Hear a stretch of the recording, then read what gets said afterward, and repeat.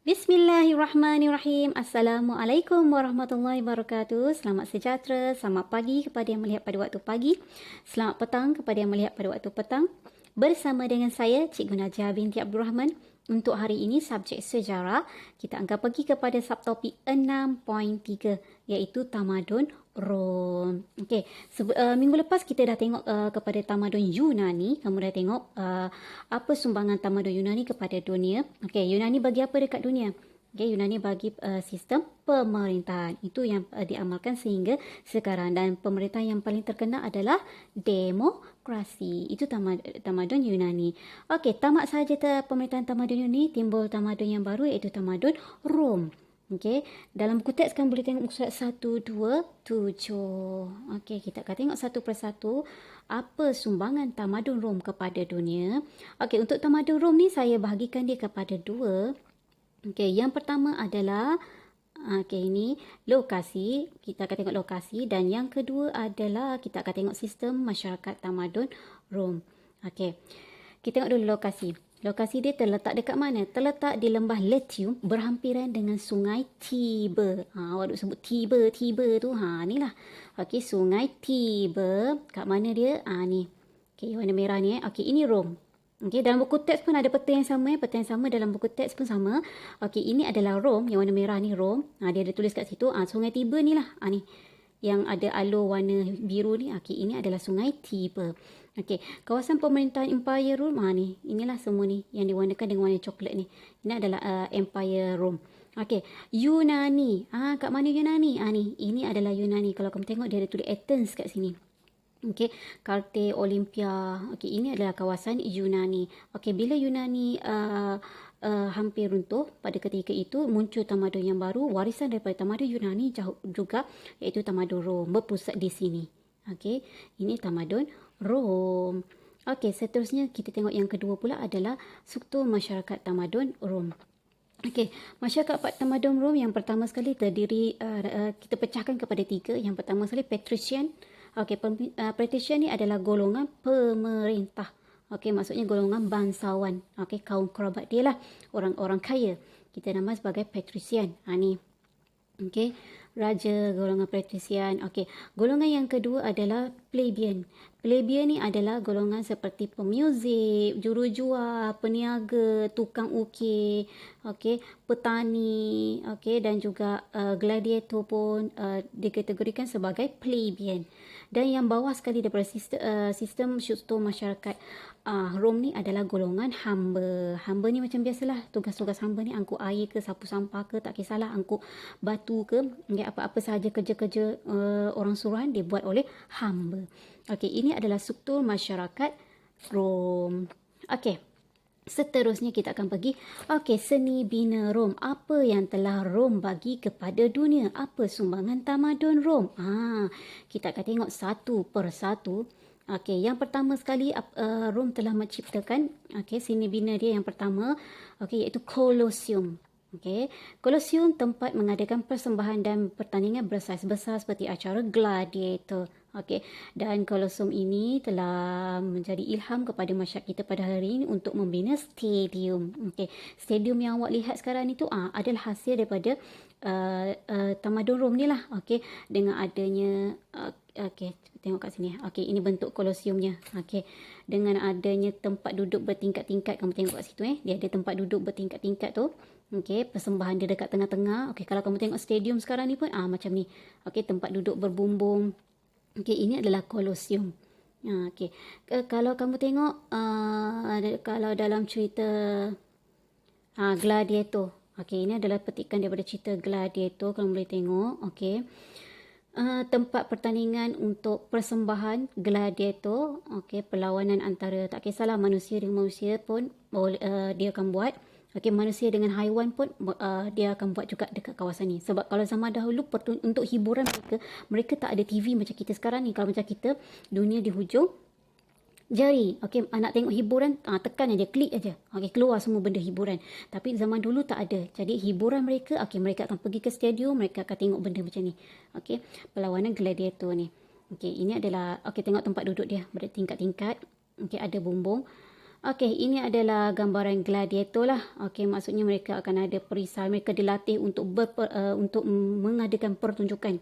Okey, tentera dengan gladiator berbeza. Tentera ni tugas dia untuk serang negara-negara orang ataupun mempertahankan negara mereka daripada diserang oleh musuh. Tapi gladiator ni fungsi dia untuk mempersembahkan. Okey, di tengah-tengah gelanggang ni, ni. Okey, di tengah-tengah gelanggang ni, okey, siapa hidup, siapa mati. Okey, tuan yang memelihara, yang tuan yang mempunyai gladiator ni, okey, dia akan dapat nama. Okey, kalau gladiator tu menang, tuan dia akan dapat nama. Okey, itu yang akan tuan tu adalah biasanya golongan bangsawan. Okey, ini adalah Colosseum, binaan yang pertama dan ditiru sampai sekarang pun masih ada.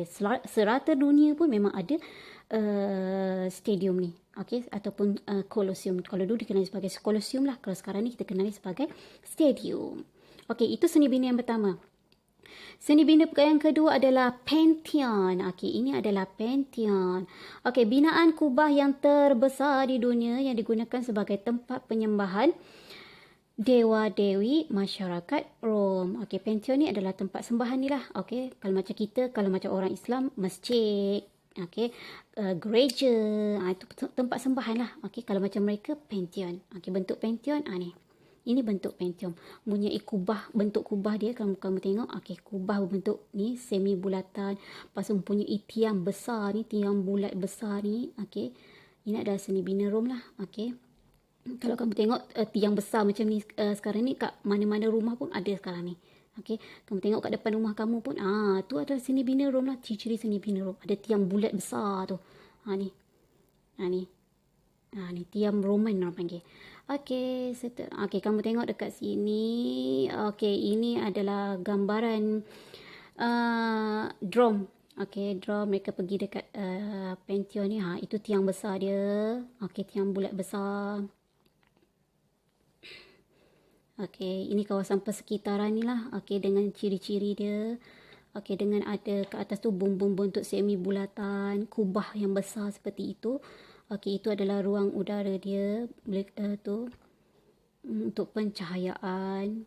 Okey, ini dataran depan Pantheon. Ini kawasan depan Pantheon lah. Okey, Pantheon pun masih ada sampai sekarang. Okey, ini adalah ruang udara dia lah, kat bahagian dalam Pantheon tersebut. Okey, kawasan dalam Pantheon ini kubah dia. Okey, kawasan pencahayaan dia ada kat dalam ni dengan ukiran-ukiran Rom kat sini. Okey, penuh dengan ukiran. Okey, ini adalah Pantheon. Untuk gambaran ni kamu boleh tengok dalam muka surat 129. 129 ni, kalau kamu tengok buku teks, besar-besar dia lukis kat sini. Okey, ini adalah keratan rentas Pantheon. Okey, bagaimana Pantheon itu dibina. Kat sini kamu boleh tengok sendiri. Okey, dia ada dekat sini bumbung, melengkung, kubah bentuk bulat lah. Okey, saiz yang besar. Okey. Seterusnya, okey, seni bina yang ketiga adalah amphitheater. Okey, ni amphitheater. Kita akan tengok satu persatu apa dia maksud amphitheater ni. Merupakan Colosseum mini. Okey, kalau Colosseum tu dia besar. Okey, mini ni kecil. Okey, atau sebuah gelanggang terbuka yang digunakan untuk membuat persembahan seni, pertunjukan dan gladiator. Okey, saya andaikan di sini, kalau macam Colosseum tu macam Stadium Bukit Jalil. Stadium Bukit Jalil pernah pergi tak? Stadium Bukit Jalil tu besar kan? Okey. Kalau Stadium Sultan Sulaiman tu, dia kecil kan? Okey. Tempat duduk dia pun sikit. Kalau macam Stadium Bukit Jalil tu, tempat duduk dia penuh. Okey. Tapi kalau Stadium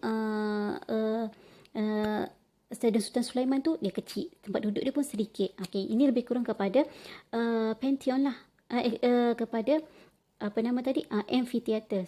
Amphitheater. Okey, merupakan gelanggang terbuka yang digunakan untuk buat persembahan seni, pertunjukan dan gladiator. Maksudnya kat situ dia akan buat persembahan, contohnya syair, sajak, menyanyi. Dekat sinilah, dekat ni amphitheater ni. Amphitheater menjadi bukti tentang pengaruh dan cara hidup masyarakat Rom menggemari aktiviti luar rumah. Maksudnya mereka dah suka berada di luar rumah. Sebab kamu kena ingat sebelum ni, dunia kamu dah belajar masa bab yang terdahulunya, adalah dunia ni diliputi oleh salji, sejuk. Okey, musim sejuk. Bila musim sejuk tu dah semakin panas, makin panas. Okey, manusia dah suka keluar rumah, beraktiviti di luar rumah. Kalau sejuk, duduk kat dalam gua, dalam rumah sahaja untuk melindungi diri daripada sejuk tersebut. Okey, tapi bila dah dunia semakin panas, mereka suka beraktiviti di luar rumah, dan aktiviti mereka seperti bersukan. Okey, mereka bersukan, memanah, berkuda dan sebagainya. Okey, ini adalah amphitheater. Okey, mereka akan bersyair lah, bersajak lah kat luar tu. Okey, kalau kamu tengok, ni bentuk dia. Okey, gambaran, okey, amphitheater, kawasan dia, tempat duduk ni. Sama seperti Colosseum, tempat duduk yang bertingkat-tingkat, tapi ini lebih kecil. Okey, kalau kamu tengok kat sini, ni. Ini adalah gambaran amphitheaternya. Jadi kat tengah tu akan adalah orang bersajak, bersair, menyanyi. Okey, pertandingan gladiator yang kecil-kecil dia akan buat dekat sini lah, kawasan ni. Okey, seterusnya, serbina yang seterusnya adalah aqueduct. Okey, aqueduct ni benda apa pula? Okey, kita akan tengok. Aqueduct berfungsi membekalkan air ke rumah kediaman di sekitar sekitar bandar dalam Empire Rome. Okey, maksudnya kat sini sistem pengairan lah. Okey, dinamakan sebagai aqueduct. Air dari aqueduct juga disalurkan ke tempat mandi awam. Tempat mandi awam kita akan tengok sekejap lagi. Dan bina utama di Rom termasuk ke Colosseum sewaktu acara gladiator diadakan. Okey, aqueduct.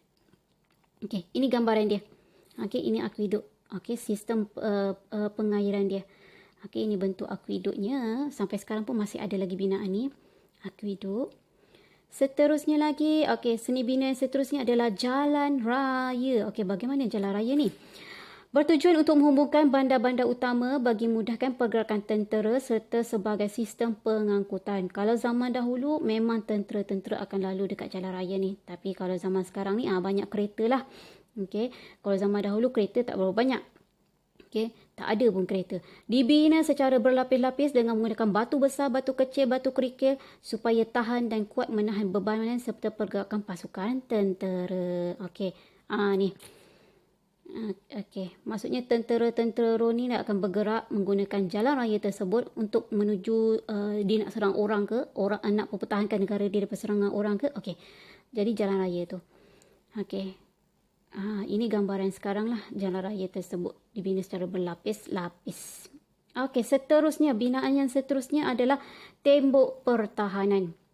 Okey, bertujuan melindungi tamadun Rom daripada serangan musuh. Okey, macam ni sebelum kita dah belajar dekat tamadun Mesopotamia, ada tembok pertahanan kan, melingkari kota mereka, negara kota mereka ada tembok pertahanan. Samalah, benda yang sama. Okey, bertujuan melindungi tamadun Rom daripada serangan musuh, menjadi pemisah antara kawasan yang terletak di bawah penguasaan Rom dengan kawasan yang bukan wilayah Rom. Maksudnya sempadan lah, sebagai sempadan.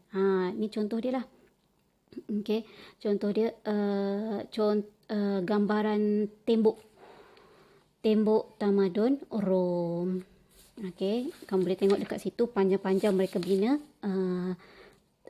tembok tersebut. Okey, okey, ini ke atas ni. Okey, ini adalah binaan Miller Castle, iaitu tempat kubu mereka lah, kubu kecil. Kalau di sepanjang-sepanjang tembok tu dia akan ada kubu kecil kat situ. Okey, kubu tu akan untuk tinjau, sebagai menara tinjau lah, tengok ada musuh ke tak. Okey, akan ada sentiasa tentera mereka akan berkawal dekat situ. Itu gambaran yang dahulu lah. Gambaran yang dahulu macam itulah bentuk dia. Okey, gambaran sekarang tu dah togel-togel lah, dah tak ada apa-apa. Okey, yang dah botak-botak macam ni, ini adalah gambaran sekarang. Okey, ini seni bina yang terakhir pula. Okey, ini adalah seni bina yang terakhir, iaitu tempat mandi awam. Boleh digunakan oleh setiap orang dan dikenakan bayaran tentu. Maksudnya nak mandi kena bayar. Okey, nak mandi kena bayar. Dilengkapi dengan pelbagai kemudahan seperti tandas, ruang mandi, ruang untuk mengurut, perpustakaan, bilik rehat dan bersenam. Kalau macam sekarang ni kita kenali sebagai gym lah, lebih kurang ala-ala macam gym lah. Cuma kalau sekarang ni gym tu dia tak ada kolam mandi. Okey, tapi kalau zaman dahulu gym, spa, kolam mandi, tiga ni digabung sekali dijadikan sebagai tempat mandi awam. Tempat tu lah ada library-nya, perpustakaannya, ada tempat ngurutnya, ada tempat mandinya, kat situ semua sekali. Okey. Ruang mandi dia ada ruang mandi air panas kalau cuaca kalau musim. Sebab kalau kamu kena ingat di Eropah dia ada 4 musim. 1 musim panas, panas, bunga, luruh, sejuk. Okey, 4 musim. Okey, jadi mandian-mandian ini khas untuk musim-musim inilah. Takkan kalau macam musim sejuk nak pergi mandi air sejuk pula, nanti kan meninggal orang tu. Okey. Jadi kat sini ada mandi air panas, mandi air sejuk, suam dan berwap. Okey, itu adalah dia punya itulah. Okey, ini gambaran dia lah. Okey, bagaimana kawasan tempat mandi awam tu. Okey, ramai-ramai akan mandi kat sini. Tapi nak mandi kena bayar. Okey. Samalah kamu nak masuk kolam renang kalau sekarang ni pun memang kena bayar. Okey, ini adalah gambaran dia lah. Gambaran yang tu tempat mandi awam dia. Okey. Kawasan dataran dia, persekitaran dia, kamu boleh tengok dekat situ. Okey, dekat dalam bangunan tu adalah tempat mengurutnya. Okey, ada perpustakaannya kat dalam tu. Okey, gambaran-gambaran dia kamu boleh tengok dekat situ. Okey, ukiran-ukiran Rom ni memang banyak patung-patung Okey, dekat sekeliling bangunan dia memang mereka akan ukir patung dan tiang besar bulat. Okey, itu adalah 7. Okey, benda tadilah. Okey, 7 seni bina yang terdapat dalam tamadun Rom. Okey, hari ini kita akan tengok kuis. Tengok kamu otak kamu dapat menyerap masuk tak apa yang saya cakap tadi. Kita tengok kuis dulu. Yang pertama, dalam tamadun Rom, aqueduct berperanan untuk apa fungsi aqueduct? Aqueduct. Pertandingan gladiator, persembahan, pertahanan, pengairan. Yang mana satu jawapannya?